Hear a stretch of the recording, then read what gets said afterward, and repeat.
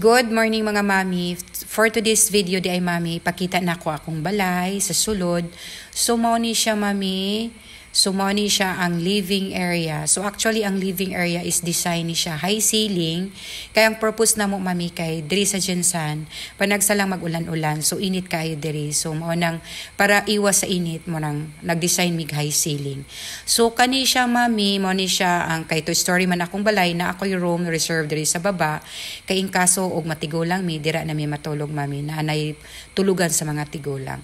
So kani siya mami, mao ni siya ang dining area nako. Nag-prepare kong pagkaon kay ang Divine Mercy Apostolate, mag-intron sila ni Divine Mercy diri sa balay. What a perfect gift and perfect time.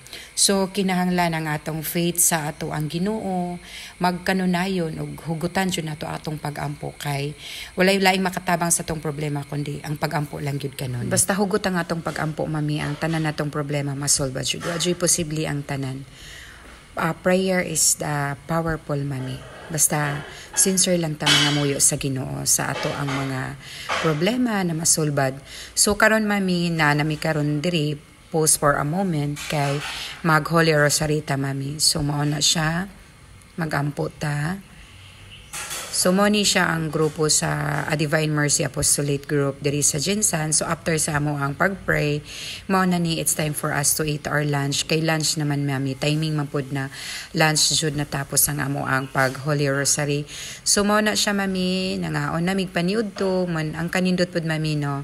Mao na ni siya ang ako ang new family, new friends. So nagpasalamat jud ko sa Ginoo mami kay lahi ra jud nang ang ato ang naatay friend, family ug labaw sa tanan ang naadjud tay kanang Ginoo kanunay sa ato ang panimalay.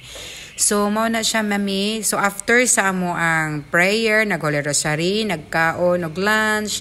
So mao nang it's fellowship time. So please watch my